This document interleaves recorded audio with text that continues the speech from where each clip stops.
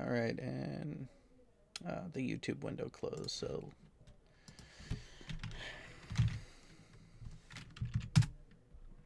let me make sure that it actually did go live like it was supposed to. Because I'm pretty sure you guys are wondering, what is this all about? Yay, it is saying live, and we have 9 people watching. Well, go ahead and spread the word, people, because this is going to be a fun one.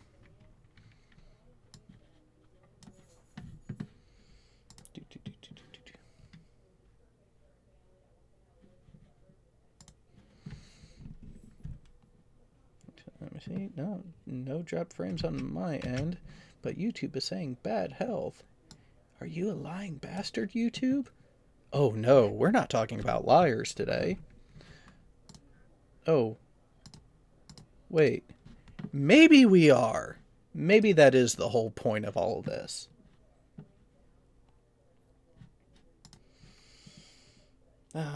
And yes, Athens, Sean is going live, but he is going live when FE Core ends their stream, which is supposed to be starting right now, but I did consider rescheduling this again because of that.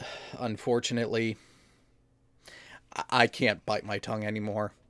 If I continue to bite my tongue on this, I'm going to end up losing the majority of it.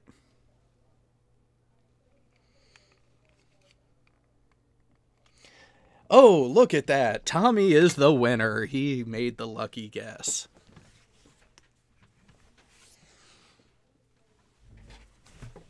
And what do you win? Oh, well, you got notoriety by being called out on the show. Oh, yes. Fuck TST. That is entirely accurate on this. So, for those people who know me, personally and even on here, I don't condone drama. I don't like it. I like liars even less. And I'm content to let people make their own choices and make their own mistakes.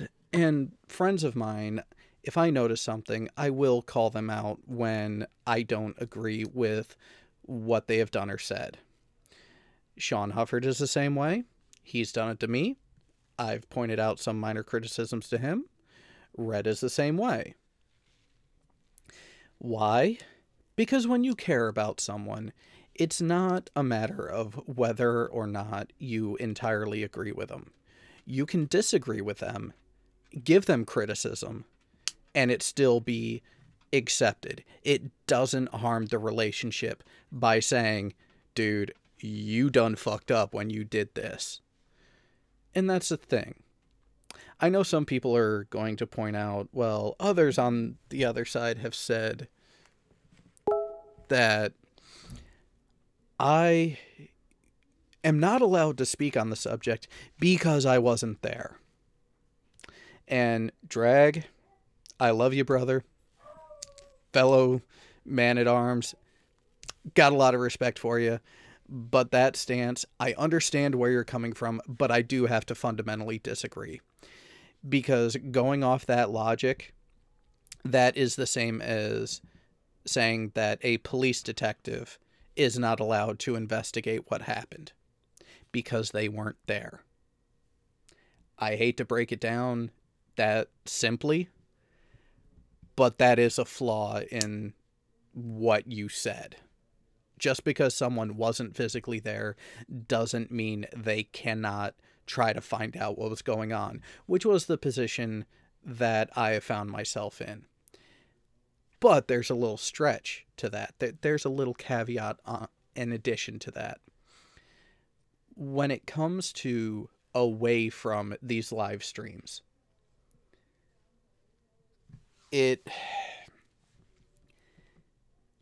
I have an open door policy with my friends who have my cell phone number. If anything comes up, if you need to talk, send me a message, give me a call.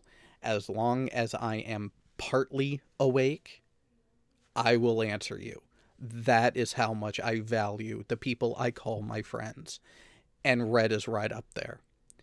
So while all of the pathetic, stupid bullshit was happening in California, Red was on the phone with me. I was getting a play-by-play from his side for damn near the entirety of the trip. The way it worked is, if there really wasn't much for him to let me know about, he would keep it quiet. But when it came to his privacy being willfully disrespected and violated, you bet your ass as soon as he got away from certain people, he called me, which is what he did. So in that part of the narrative where you guys were wondering about a couple cop cars that drove by and whether or not Red mentioning that he should call the cops, whether or not he did, he didn't. And guess what? You fucksticks have me to thank for that one.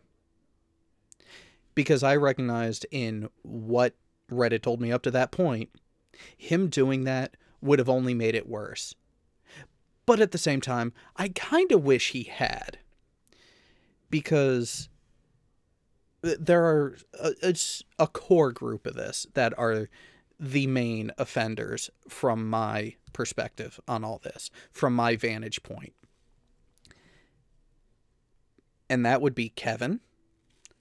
That would be Captain Osimo, Scientist Sam, J.D. Kane, and there's one more that is above all of them. Fiona. Sorry, Fiona.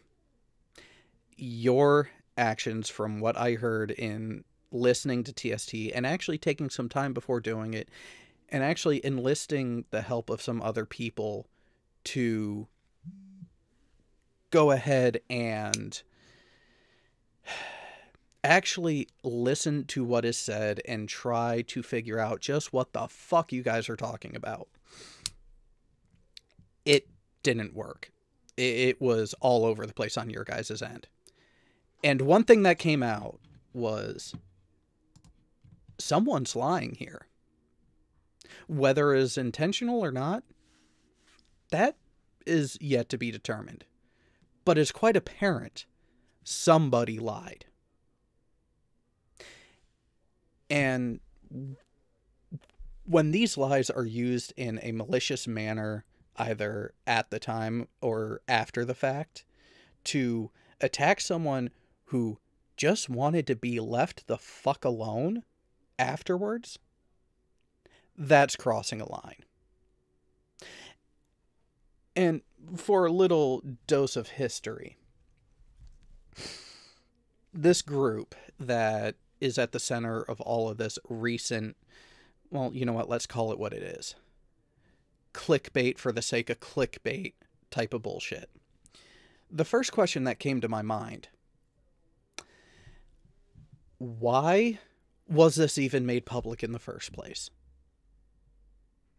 What rational reason is there to air what you perceive to be dirty laundry in this manner?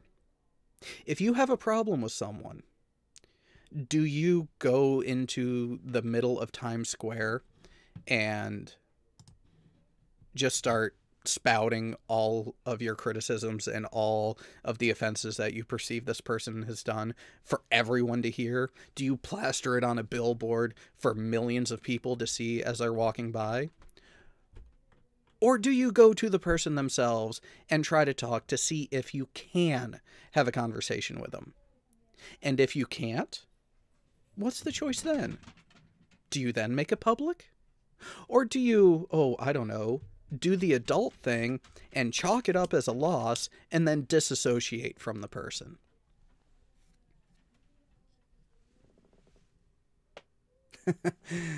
Just looking at the chat, and yes, playtime. I completely agree with that, and I will read it aloud so it's very clear of what's going on here. TST has a history of making up bullshit to cause drama. more true words have never been spoken. Because let's just go backwards in time, just what I'm aware of.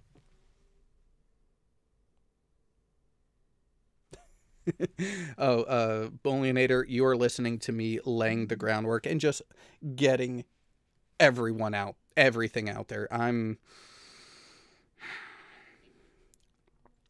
This is, before getting into the particulars, we have to lay the foundation. Yes, I am going against some things because, as you notice, this subject is about the drama stemming from the memorial trip for Jade West that Red's Rhetoric and a bunch of people from the Talking Shit Tuesday crowd were a part of. Was I personally there? No. Was I aware of the concerns that Red and a few others had leading into it? Yes. But that detail will come up in a little bit. It just baffles my mind how a group of people who claim to be skeptics, who claim to be of an intellectual slant, and who claim to be rational, functional adults can act like such fucking children.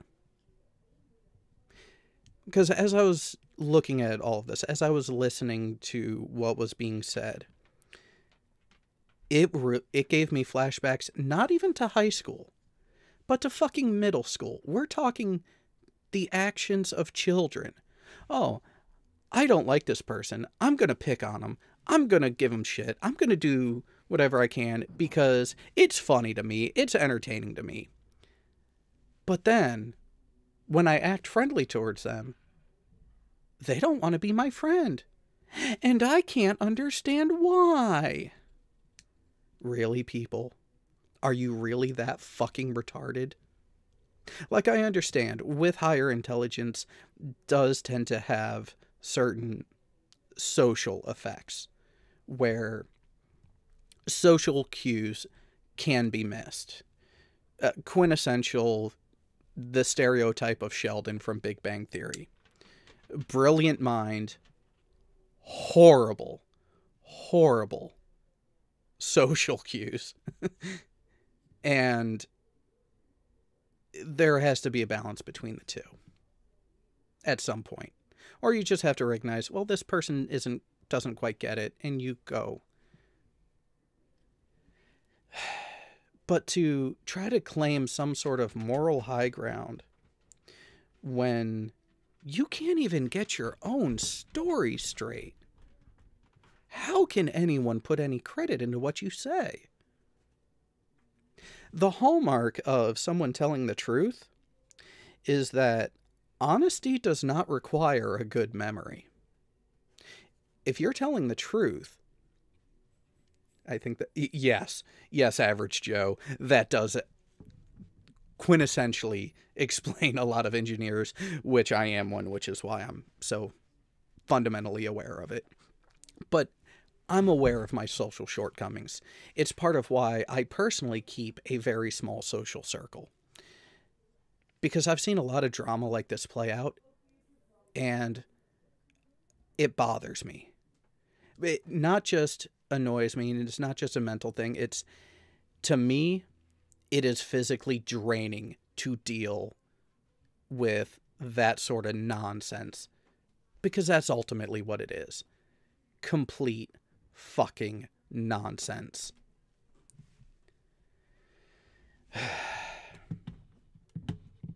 Now,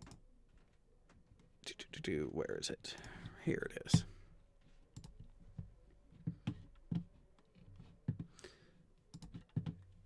Let's start going through some of the things that they said that just don't really add up.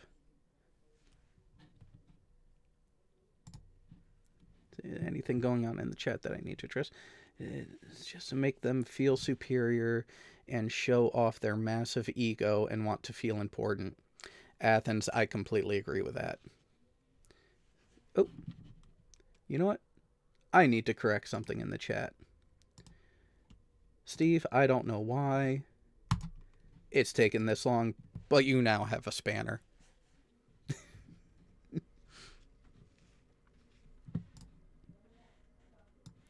Alright, get this back so I can mute it.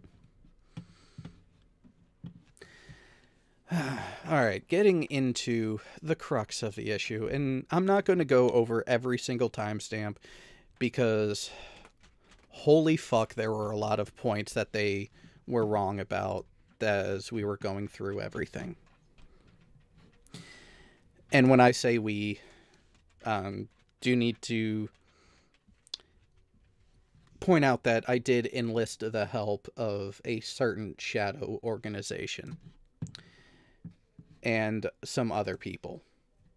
Everyone who was just as appalled at the actions were more than welcome to reach out to me and be a part of this in their own way. This is my voice, but I am speaking for multiple people in the sense that the decision of J.D. Kane and others to make public what they did was a massive, massive error. So much so that it really brings into question how moral these people are, what kind of ethics these people have. But let's go ahead and start diving into that a little bit more. And with that, I'm actually going to go ahead and unmute this a little bit so the shadow organization can help go along this document that has been put together.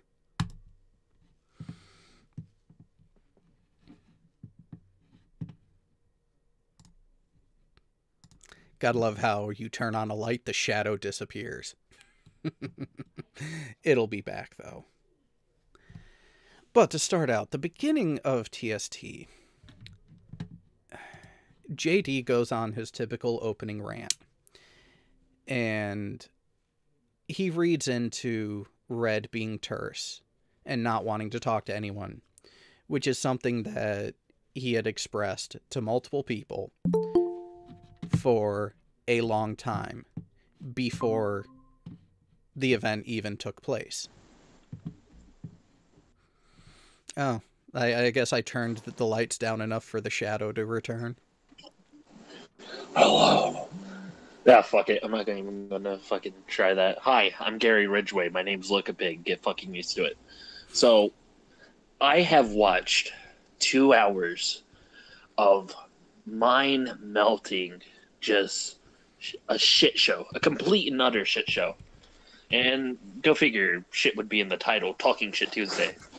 And a lot was said in that I had to go to both sides and do an investigation.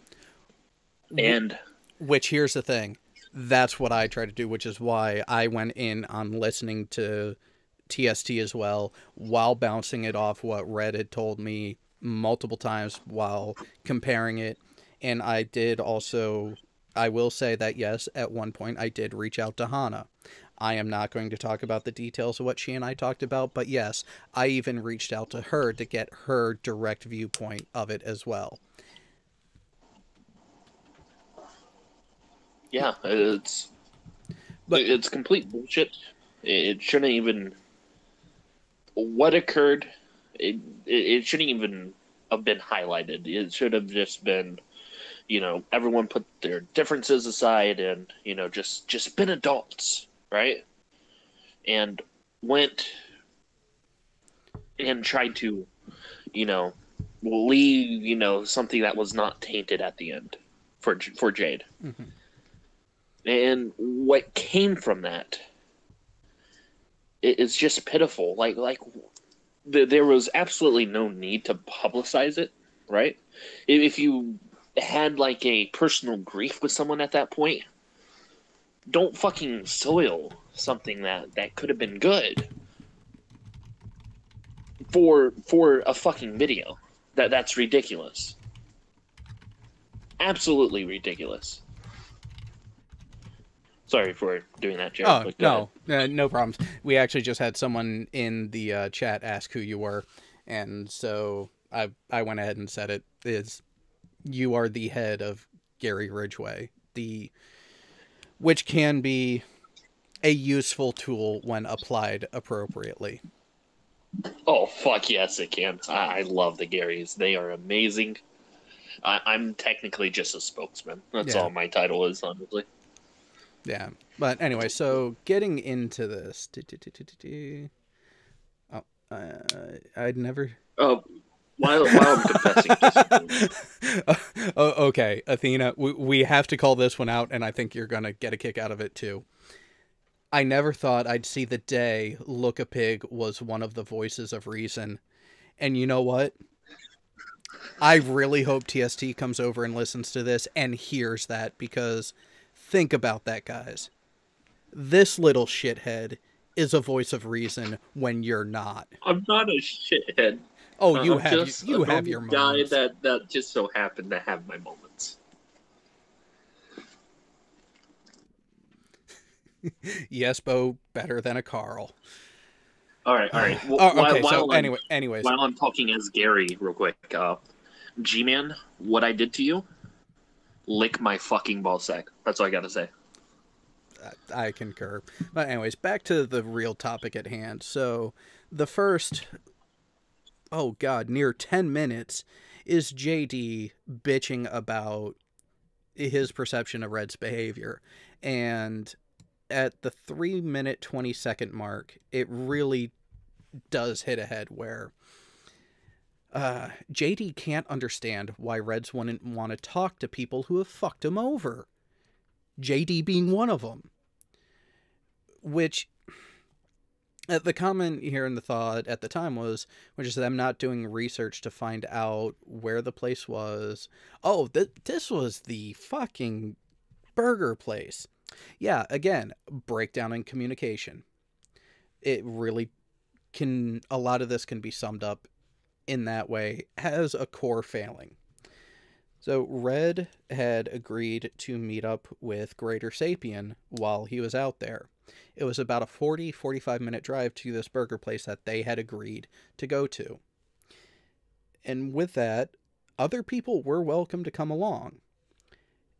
And the way that JD and some of the others there are spinning it is that they got in the van and Red didn't tell them where they were going.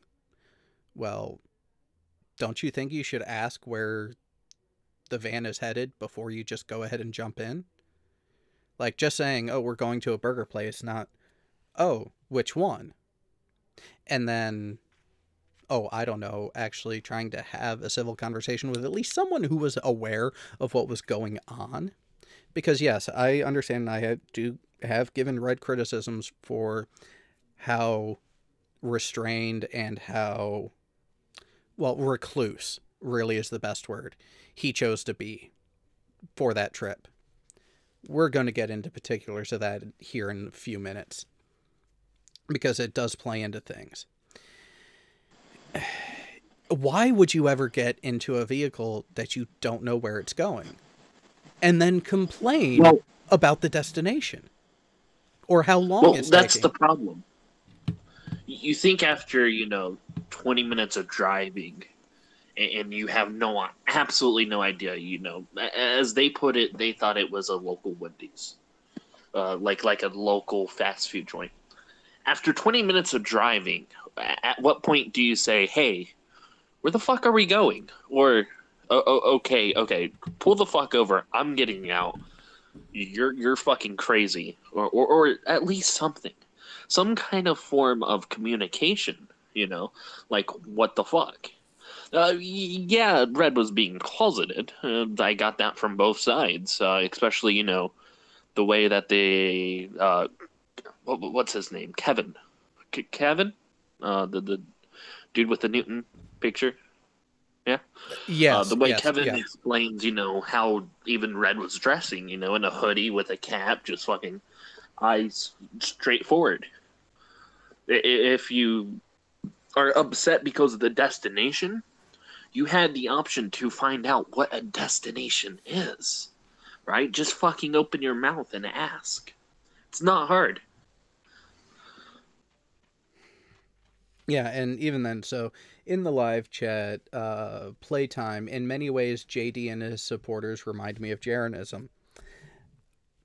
It's, it's really funny you mention that, and because I'm going to read this from a comment left by JD Kane that came across that was actually provided by Steve, because it really does go to show the mentality of these people. King Steve got upset because people dared defend Jeranism, not on the flat earth, let's not be silly, and is threatening to throw anyone out who dares challenge the king. Oh, how wrong that is. Saying that someone has the option to leave if they don't like where they are is not throwing them out. Just like what happened with you and your group. You were not removed from the GDC. You were not kicked out of the GDC. You were told, if you don't like it here, if you don't like how it's being run, bye-bye. There's the door. No one's keeping you here.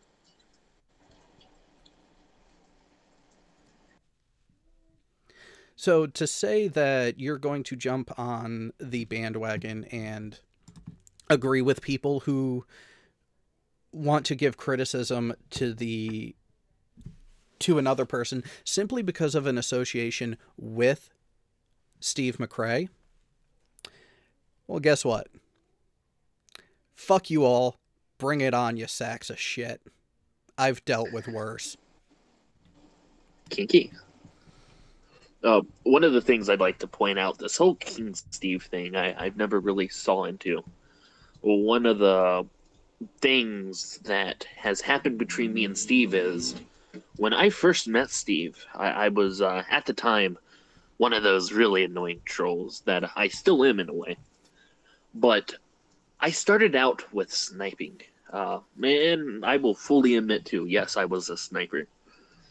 First introduction with Steve was me sniping his hangout because I seen it in a Flat Earth hangout chat on the side chat. And so I clicked it, fucked around a bit, sniped everyone, had a little shit-eating grin. And, the man forgave me. I learned what the GDC was, and he's been a nice friend. I haven't had any problems.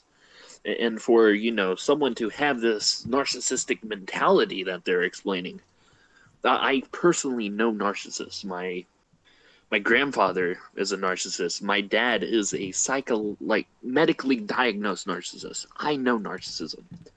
I have lived with it. Steve is not a narcissist. He's no king. Just to prove it, Steve, I want you to lick my nutsack. There you go.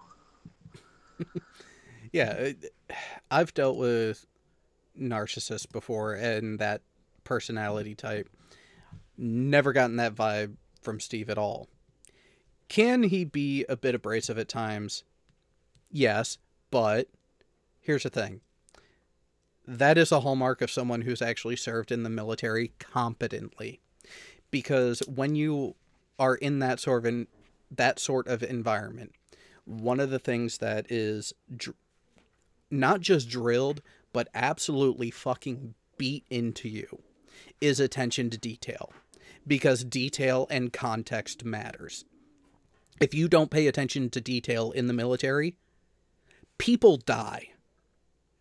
There's no other way to put it. One of the positions I held, I was responsible for being the authorizing authority for a piece of equipment to leave my workspace as ready for issue. If it was not ready for issue and it caused an aircraft to go down and injure or kill the aircrew, who do you think was responsible? Me. My attention to detail directly had an impact on whether or not someone would potentially live or die. And that was just as an enlisted maintenance technician. Granted, it was advanced electronics that allowed the aircrew to talk, to navigate, and be able to tell what the fuck is around them. But still, what a lot of people would think, oh, that's not that important. Oh, no, it is. And yes, Tommy, you are right. You have to know your shit in the military. And by knowing your shit and getting to that sort of level, you know your shit. And here's the great hallmark of whether or not someone's a narcissist in that environment. If they are wrong, do they get offended by you showing that they are wrong with the supporting information? Or do they go, well, holy shit, I was wrong. Thanks. Because guess what? That's what I do. I've been corrected live on Hangouts, and I've been shown where I was incorrect in a statement that I made. Did I get pissed about it? Did I double down on it? No. No. It was, oh, well, fuck, I was wrong. Thanks. And the source doesn't matter. If you can show, not just tell, if you can show, if you can support yourself, doesn't matter who you are. If I'm wrong and you have more knowledge, bring it. That's how I learn. The only way to learn is to be exposed to this additional knowledge. And yet, through all of this, when attempts have been made to try to correct certain details from this bankrupt side of things, they don't want to hear it. Like, they don't want to hear how 2.5 months before this trip even happened, Red and I spent a lot of time going over what his reservations were and how he was under the impression at the time that for the greater good, he had no choice other than to go on the trip. However, he knew enough that he was going to be around people he wanted nothing to do with. So we had to take a diplomatic route to try to curb a lot of the potential fallout that was going to take place. And this is where, sorry, Fiona, you're getting the lion's share of the blame on this one. Because in TST, it was said by people who were there that they had no clue Red was going to act in the manner that he did. People said that they had no clue he was going to prefer to be reclusive when it came to spending time with people. That he wanted his privacy. He wanted his choice on whether or not he interacted with certain people. And all that he asked was that his boundaries and his requests be respected the same way he would do for them. When was this? Oh, this was... The conversations with Red about it started in June. We had something drafted by July 1st. And then, here's the kicker. This is why the majority of my targeting on how this shit show could have been prevented is on Jade. Not Jade, Fiona. My apologies. Is because the evening of July 3rd, I'm talking middle of the fucking night, July 3rd, myself, Red, and Fiona had a private hangout to talk about this message, which I am actually going to read verbatim what Red and I drafted. Nope, that's still in August. This is where the chat history in Hangouts is so beautiful. There's July 17th. Wait, so... you have evidence? Oh, holy shit. Oh, yeah. I have the message that we read to Fiona to figure out, is this something that should be posted publicly in the group dedicated to the meeting, or does it need to be tweaked?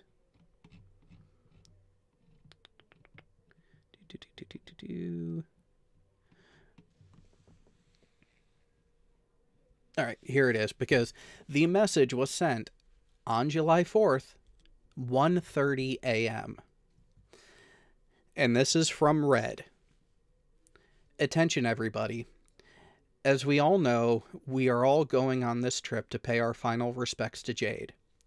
And I want it to be clear that I am only going on this trip for that purpose. I will also be working to make sure that everybody can pay their final respects. Jade deserves nothing but the best, and I plan on doing my part. However, I must ask for something from the group. This isn't against any one person, but in an effort to ensure a drama-free trip. I do ask that everybody respect my personal space. If I wish to be left alone, please respect that. If I am not in a talkative mood, please respect that. And if I ask for space, please don't take it as an offense. My goal is to arrive, make sure my part in this goes smoothly, then leave. I am not doing this to make a statement or to insult or offend anyone. I would just like my space respected while I mourn the loss of a good friend. If you have any questions, you are free to ask me in private. Well, now here's a question for everyone who just listened to that. And I would love to see a simple yes or no question. Were Red's intentions of being reclusive clearly laid out in that message? Yes or no? Yes. From what I hear, yes, it was. Yep. And so far, I've gotten a couple people. Oh, I'm scared of G-Man. Wait, hang on. This is the crux of it. So everyone's saying that, yes, can't blame them at all. Sounds fair. Yeah. Beautiful message to send. And again, this was sent to Fiona 2.5 months before the trip. Her response, well, I think that'll cause more issues because people will get offended because of the tonality of it. So don't post that in the group chat. I will talk to everyone and get your message across for you.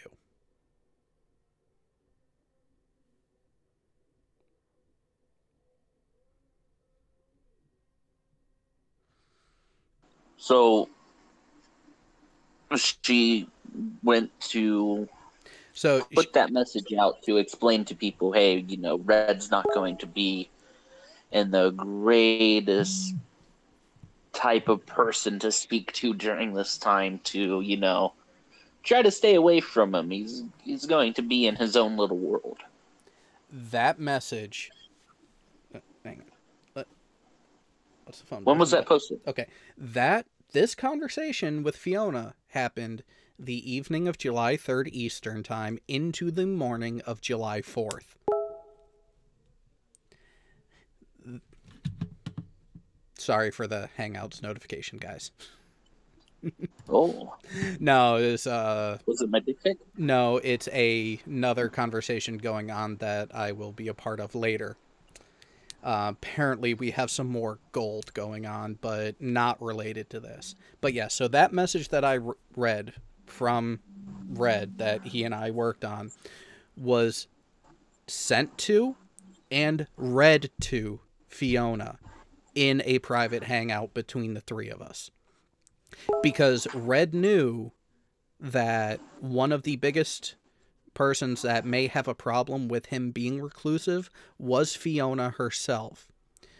To which I suggested to him, well, then let's talk to her beforehand. That way she can ask any of her questions. That way she can get an understanding of where you are coming from as a means to prevent the drama, to prevent the bullshit. Yeah, Tommy, this is exactly why I'm bringing this up. Because why are people saying, had they known?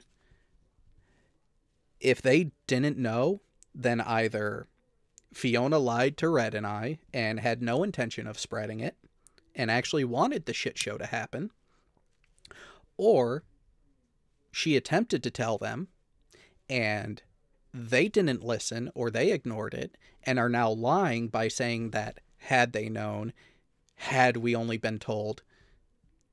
Someone's lying here. And it's not on this side of things. It's not on Red's side of things.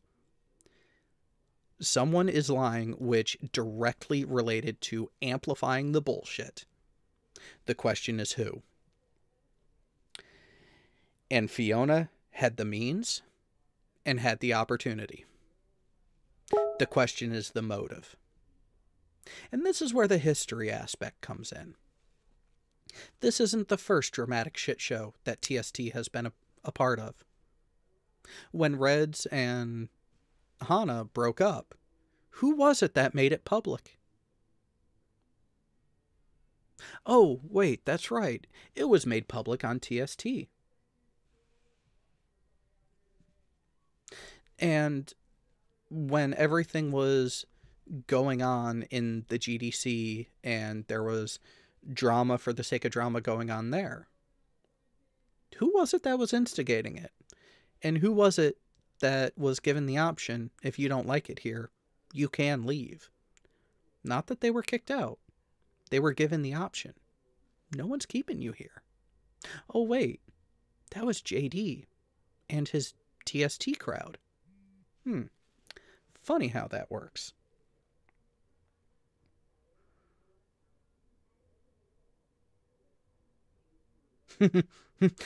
Thank you for pointing that one out, where at another point in it, they tried to call out them Reds as being hypocritical of not wanting to talk to anyone. No, see, in this message, it's not that he didn't want to talk to anyone. It was his choice on whether or not he wanted to talk to someone. It was based on whether or not he felt he could do it.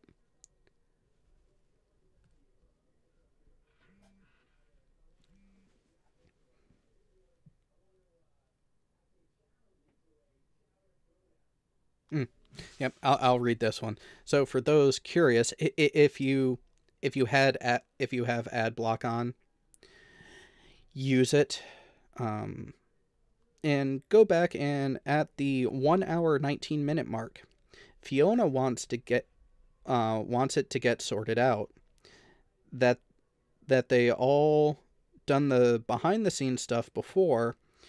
She didn't think it will get back to the way it used to be. Well, yeah, no shit. No fucking shit it's not going to be back to the way it used to be. Because when you repeatedly use a person that you had as a member of your group as a punching bag and as a source to manipulate and create issues to then use as talking points on your own show, yeah, sorry, a rational, intelligent person is going to catch wind of that and then not want to associate with you. And this is where I even give Hana credit. She's one aspect from the conversation that I had with her. She said that she did not condone them having the show and bringing it up, which is why she was not going to be a part of it. I give you credit for that, Hana. You don't condone them making it public? Don't be a part of it? Good on you for that. But take a good hard look at the people you associate with. Take a good look at their history. When you start to see trends, ask yourself one question. Are these the type of people that I want to maintain an association with?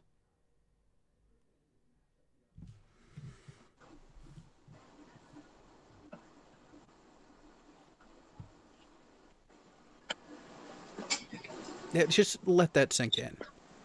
If someone is continually manipulating situations for their own gain, and you consistently do not agree with them doing certain actions, how many times do they have to do it before you say, it's not fucking worth it?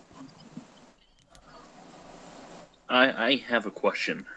So Fiona knew about Red and how he was going to behave ahead of time. Well, one of the things that was said in Talking Shit Tuesday, 1 hour and 19-minute mark, but maybe he, Red, would stop to think that the way his behavior was and how outrageous it was, that everybody had to fit around him so he could be a dick. She's making it to seem like, this wasn't to be expected. That he was just trying to be alone to himself, there were some interactions that take Jackie, for example. With Jackie, Kevin said that she ended up crying in San Francisco because of the way Red was behaving. She should have known Red was going to behave like that. Yes. Hold on. Hold on. and to that point, again, these people should have known. Fiona put herself in the position to be that arbiter, to get that information out there. And yet you have all these people who are offended, who are saying that they had no idea that Red was going to be so distant. And here's what's even more fucked up. People like J.D. Kane, like Fiona, want to say that they don't understand why Red would want to be that distant in the first place. It's like, really? Does your guys' memory only go back a month? Maybe 2 months at most? Because if that's the case, that would explain why Fiona didn't say anything, because she just done plumb forgot about it. But it also explains why they don't understand the context of why Red didn't want anything to do with them ever again following the shit show that surrounded his unnecessarily public breakup with Hana in the first place.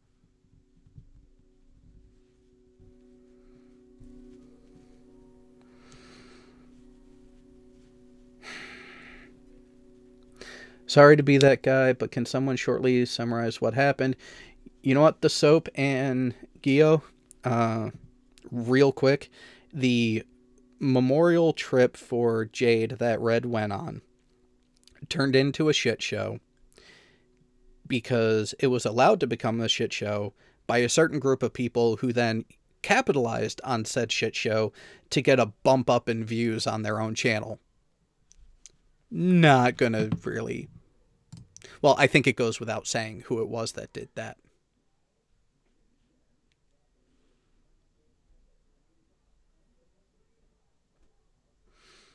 And yes, Tommy. Oh, well, actually, no, Tommy, I do have to disagree with you there. JD is not a twat muffin. Because, let's be realistic. A good-looking twat that's nice and plump is too good. He's an abject fucking cunt. And yes, Floyd, Red is doing okay. Red is keeping his distance from this. But as I said at the beginning of this, I have almost bitten off my tongue by keeping quiet on this because I kept my mouth shut the first time with Hana's breakup. While I was not entirely silent in the bullshit between Red and Vince, that's a whole nother aspect that little shithead decided to be in there and pipe up a few times. And you know what, Vince? You seem to forget. We met in person.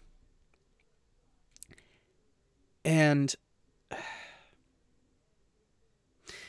to say I'm surprised at you finding yourself in the situation you are would be dishonest of me to say. Because while I do not have the best relationship with my family, something that many people know, I am thankful for one trait of mine that I ended up inheriting from my mother. When I meet someone, I can generally size them up fairly quickly with exceptional accuracy. Yours was not looking good. So that whole comment about rent being paid on the 1st, if rent is due on the 1st, then why the fuck would you agree for it to be paid on the 5th?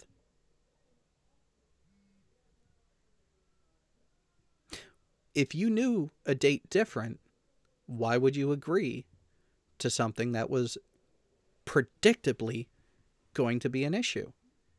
If you were actually capable of managing things yourself competently.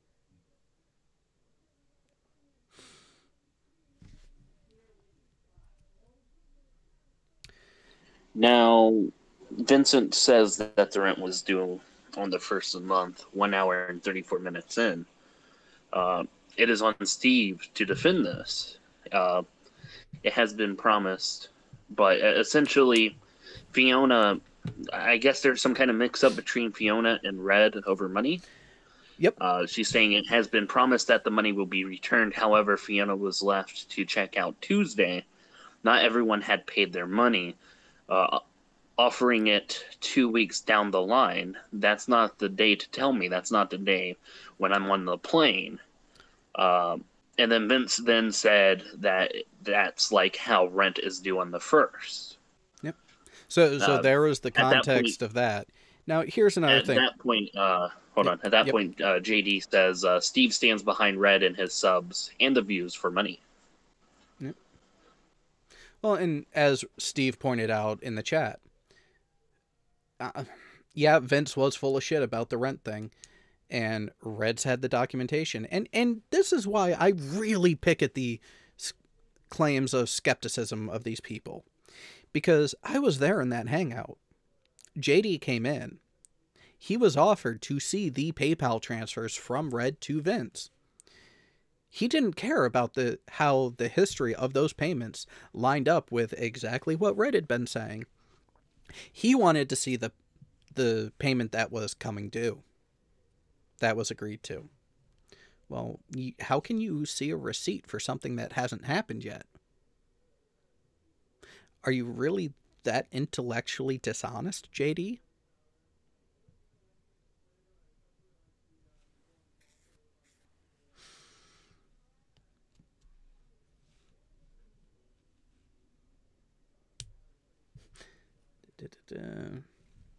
Yeah, in getting to the involvement with repaying Fiona, Red, before I even looked at TST, Red told me, hey, they might try to use this as a talking point. And sure as shit they did. So when Red got back and we were talking, mind you, this was not 2 weeks after the trip. This wasn't even a week after the trip. This was the end of the week after the trip took place. So we're talking days later. Red had gotten paid. He told me that the agreement he had with Fiona was as soon as he got paid, which was that following Friday, so days later, not 2 weeks later. All she had to do was give him her PayPal information. And he was sending the last little bit of money that he owed her, along with extra to cover the conversion between currencies. And it was during that conversation that I asked the question. It's like, well, has she given you the PayPal information yet? Well, no, she hasn't. And again, this was Saturday morning, Eastern time. Like it was either 12:30 or 1:30 in the morning we were having this conversation. So I told him, I was like, well, very businesslike, send her a message reminding her of that, and that all you are waiting on is the PayPal information as was agreed. Red sent that message. And actually, you know what? I'm going to follow up on that. Because I did not get confirmation whether or not she has actually replied to him.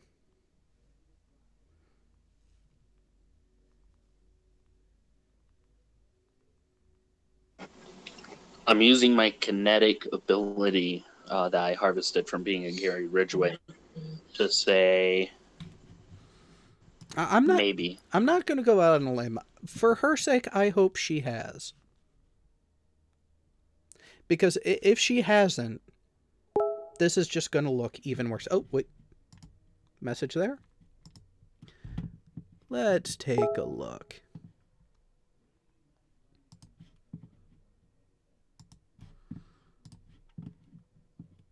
Okay, oh no, she did reply.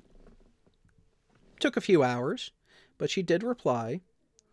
Fiona doesn't do PayPal. You need to contact Cliff. He does PayPal, so you can transfer it to him.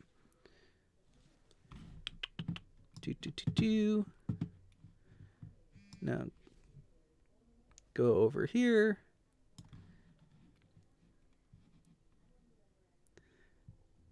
And in Skype, Red messaged Cliff as per Fiona's request.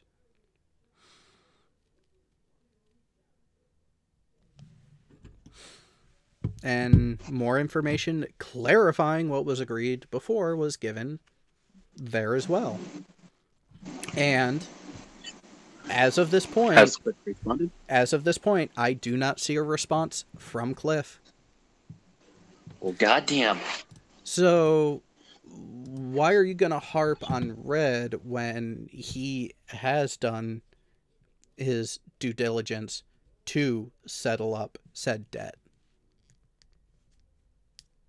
It's almost like you don't care about the facts and just want to blame someone.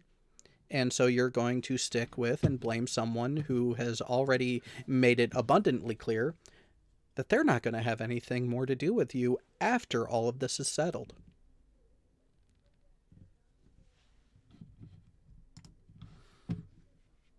I sent you a couple of pictures for your slideshow because I know how much you love the slideshow since I created the layout. So, Oh. They're on Discord. I will take a look at them after, because really the purpose of this one, we only need the one image that everyone is looking at. Now, and actually, what do you think, people? Do you like the image that I selected for the main view of this? I think it is more than accurate and acceptable. And reading from Steve in the chat, Reds has told me he knows he owes Fiona money and will pay her back via Cliff as a middleman per se. Reds also overpaid Vince double rent. Oh yeah. See, and that's the thing. When Red has a financial obligation, that's where his priority is. And when it comes to that whole thing, do you remember the rough timestamp of where Scientist Sam went off about getting the hotel room? Because it really seemed like it's a phenomenal feat just to book a hotel room. But is it really, Sam? Is it really that difficult to book a hotel room?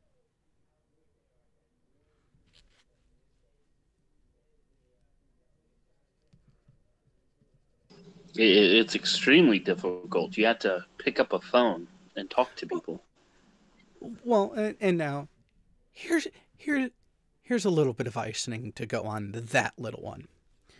The same shithead also said that Red didn't pay for anything other than himself. We didn't need him here or his money. Funny. Do you know who would not have been there if not for Red? Cliff Jumper. Red was at the forefront of fundraising, not just his own money, not just working his ass off overtime, but also getting the message out there to anyone who was gracious enough to want to donate just for this, to ensure that people could get there to say their goodbyes. And it happened. If Red didn't do that, would Cliff have been able to go? When you look at it rationally, in context, no.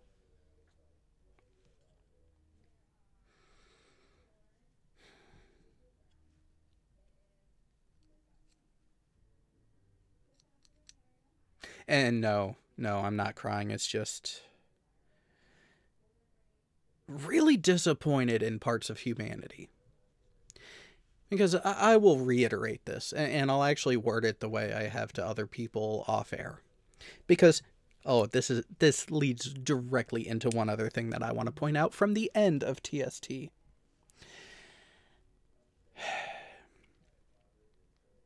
It is really sad to see a group of people who claim to be intellectuals and who claim to be moralistic people and adults act like such petulant fucking children.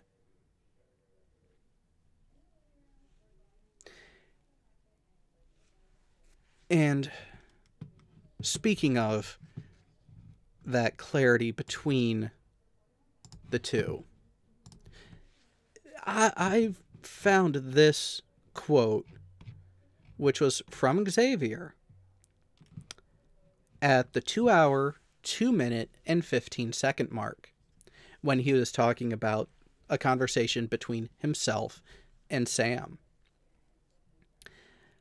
I could see, like, our internet personalities sort of dissolving away and, like, the real us starting to come out. Are you admitting to not being a genuine person? Because that sure as fuck is how that quote right there comes off. And yes, I understand you may cry context. Yes, I understand immediately before that you said the two of you were tired from a long day being out and about and you were just kicking back. But here's the thing. If you're spending your day out and about and you're not being your true self with the people you're hanging out with, why the fuck are you hanging out with them in the first place? Because as Sean can attest to, Sean Hufford, as Psystrike can attest to, as Soundly, Jesse Kozlowski, Red himself, the way I am here online in this venue is the way I am in person. I have no need to do a persona. I have no need to put up a front. If you don't like me, oh well. If you enjoy my company, if you like what I do, if you like what I have to say, I sincerely thank you from the bottom of my heart. But I'm still gonna be me. That's all I can be.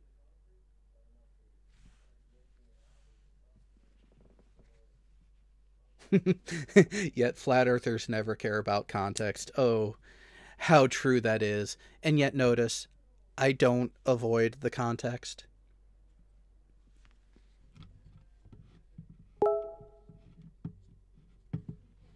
Oh.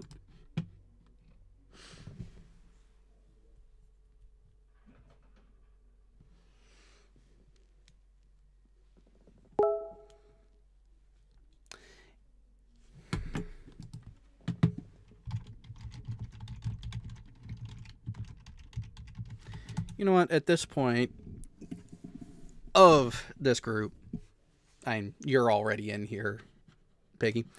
Anyone else who wants to come in, there are some who already have the link because we were talking beforehand. Go ahead and come on in. Say your piece if you want to add on to it. And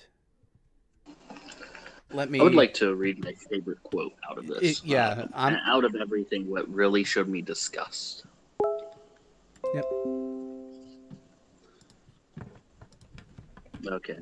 This may be a little brutal for some people, but at the 35-minute mark, Captain Awesome talks about Red and his relationship.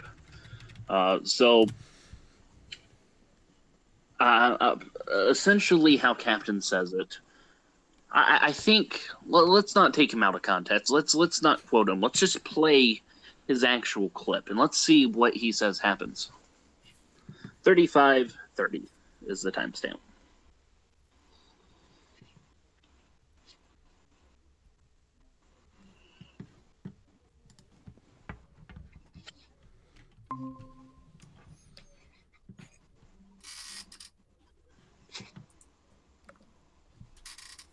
Oh, come on. You're supposed to have it ready to go when you set it up like that. Well, I told you the timestamp. I mean, I'm on a mobile, so. Well, see, if you wanted to play it that way, you should have let me know beforehand because my audio's not currently set up for that. Okay. So everyone play on the shit show, TSD. 35:30. Essentially what is said is that Red is abusing Hannah. That for some reason, what occurred? Oh yeah, so Captain Osimo went up to the door with Hannah and knocked, according to him. And when Hannah opened the door, when he opened the door, Hannah was there with Osimo, and what was said, something on the lines of, "Oh, okay, you're sleeping on the couch." And then he closed the door and walked away, I guess. So far I've seen two interpretations of this. One is where, if you go to the comic section of Talking Shit Tuesday, you can see this, where Captain Osimo is saying that she was told to sleep on the floor, and then JD saying that she was told to sleep on the couch, or it was flipped, either or. Either way, there's two separate stories being pushed here. One is where she was sleeping on the floor, and one where she was sleeping on the couch. But if I recall through conversations with people who, know both sides of the story, didn't, Red talk to Hannah after that and, have a conversation? Oh, not just that. From the telling that I got from Red was she asked multiple times, "Are you decent?" He answered no multiple times. At one point, she even craned her head and looked right at him, and he said, "No," shaking his head, saying, "No, I don't want to be bothered. No, I'm not decent." And yet came in anyways.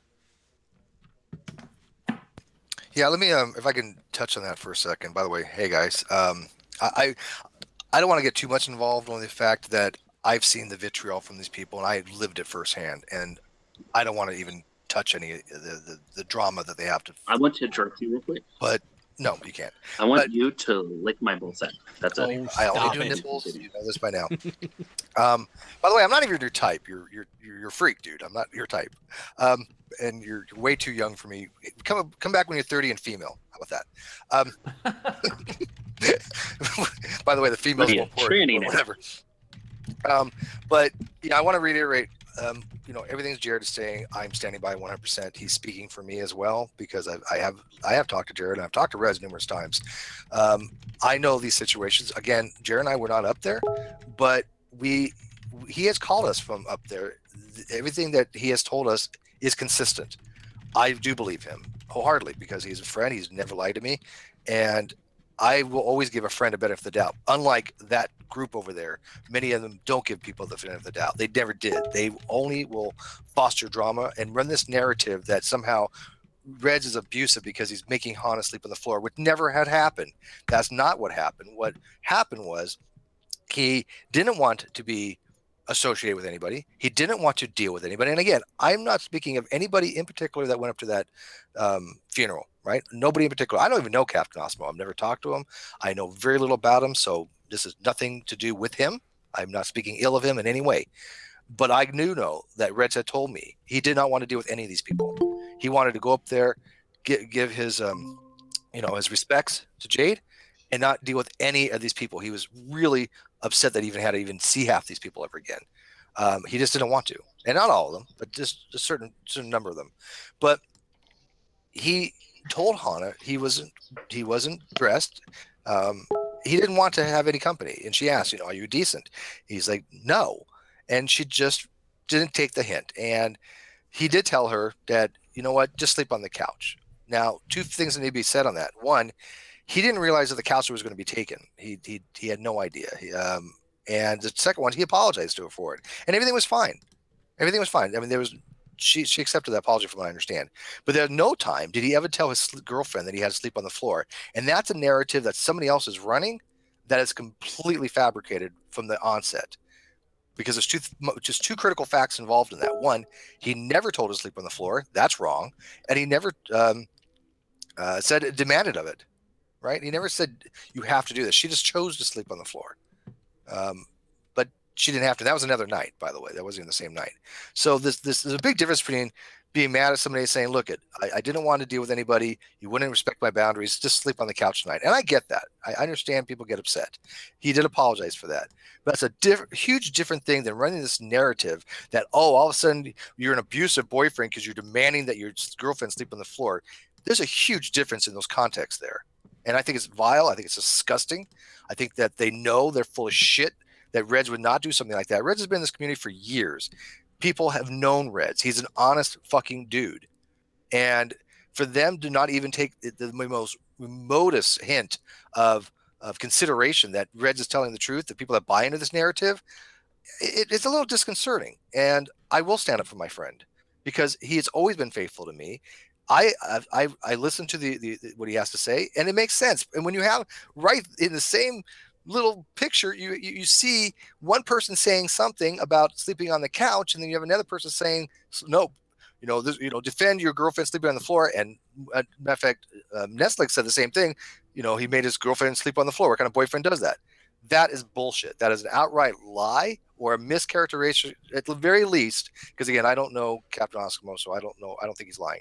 But it is definitely a mischaracterization of the facts, and that needs to be just pointed out, point blank. And with that, I'm going to go back to being quiet because I've said my piece on that. Like I said, I don't care what these fuckers do to me. I honestly, God, don't care a shit about anybody from that group except for a handful of people that they know. The people that I associate from that group, they know who they are. They're good people in that group. But the other people, I have nothing to do with. I don't talk about them. I don't mention their names because I promised certain people that I wouldn't. But when they tried to slander my friend, I will get involved to some degree, and I have. And I got to tell you, people, that what Jared's telling you is a straight up fucking truth. So. I'm not even friends with Red in any shape or form. The closest thing I have to a friendship with Red is my connection with Jared. It may be you, Steve, but you hardly ever talk to me now.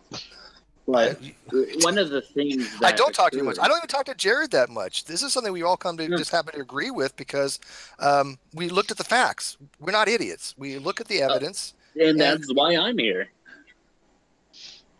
Well, I'm just here as an outside observer. Yeah, but I've talked to when it happened. As soon as TST came on, as soon as I caught it, I was like, I need to contact Jared. I need to know what the fuck is going on. Because I actually went. Well, I suppose going to both sides would mean talking to both sides. I guess I technically did that. Well, yeah. So you heard the TST show. Started asking, wait, what the fuck? This now, is it fair to say that as you were listening to it, it was something doesn't sound right here? Oh, someone once told me I had a good bullshit radar. Then again, they probably could have been bullshitting me for all I know. That means I don't know. Can I interrupt? What? Okay, I'd like to point towards spam in chat by Look a Pig. That's me, by the way. I'm Gary Ridgway. One of the things I'd like to point out is a bunch of photos that I may have just posted. Oops, my bad. I'm definitely, going brain dead or something. I just did something awful. Well, fuck it. I mean, thank you for interrupting me with that. Yeah. Just to say that. Oh, wait.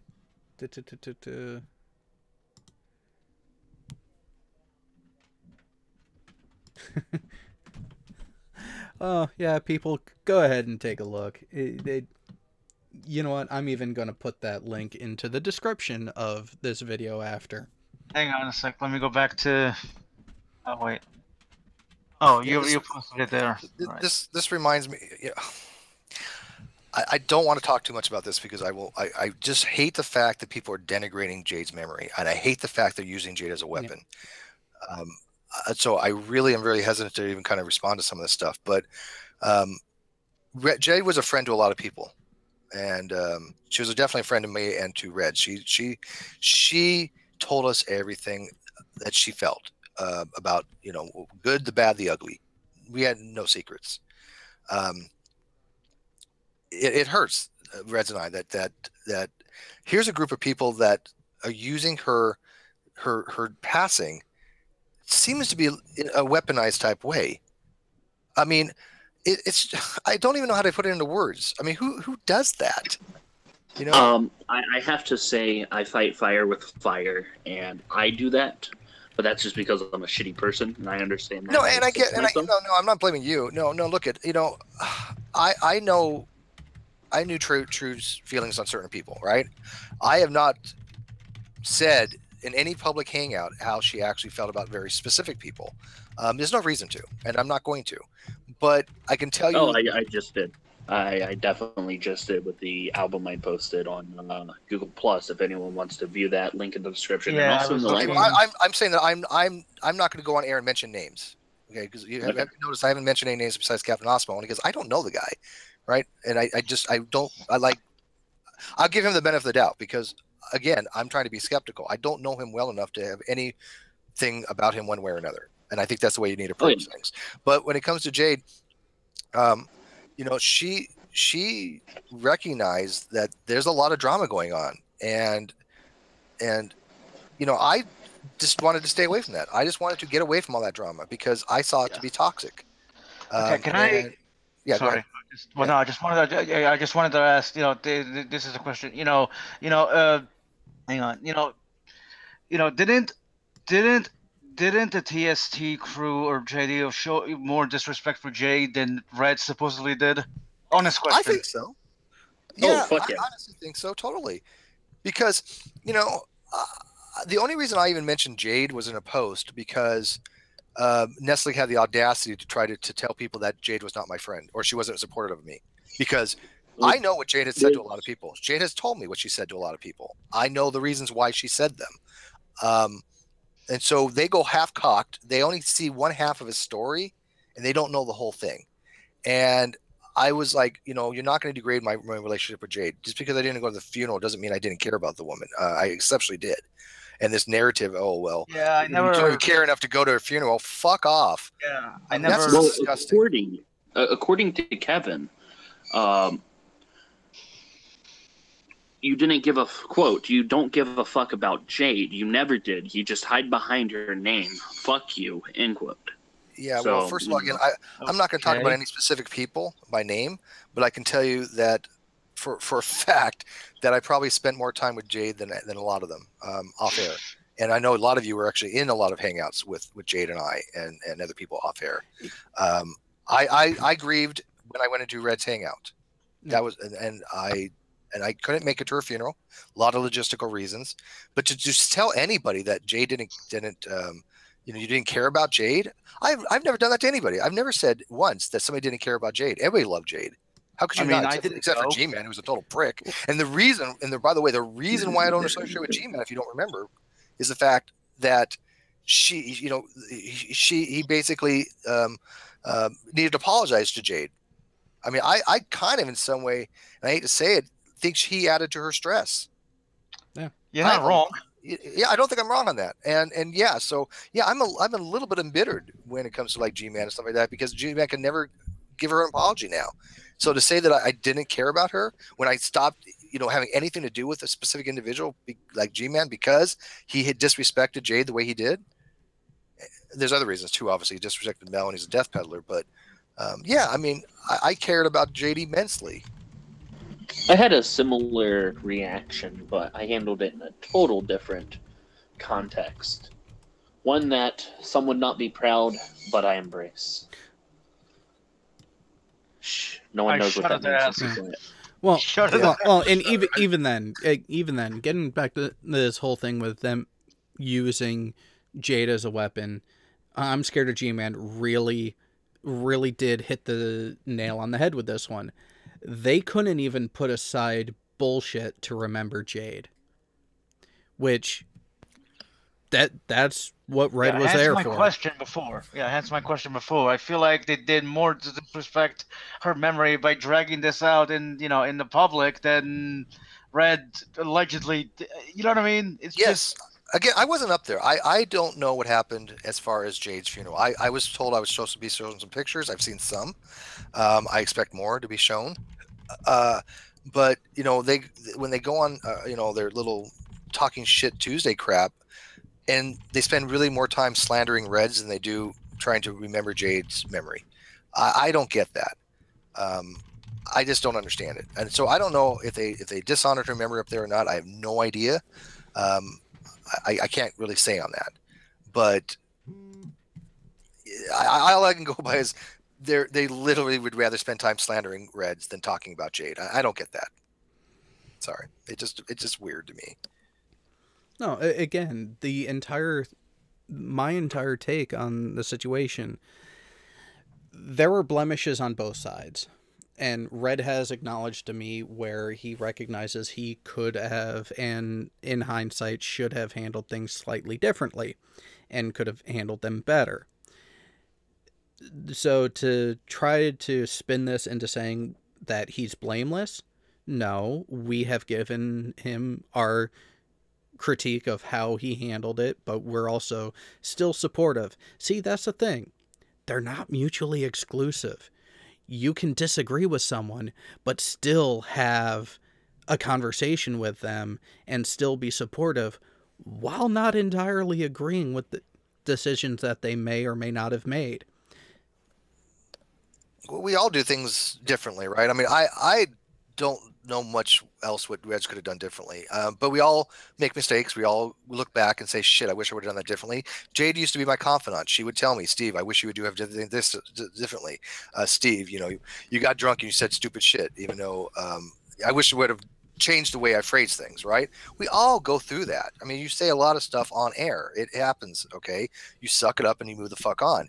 The problem is there's certain people, all they want to do is talk about shit that is old.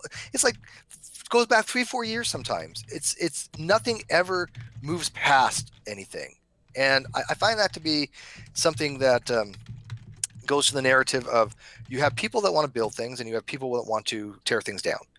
Reg and I wanted to build things, but other people want to tear things down, and they'll use anything from any history in order to make that happen in their own narrative.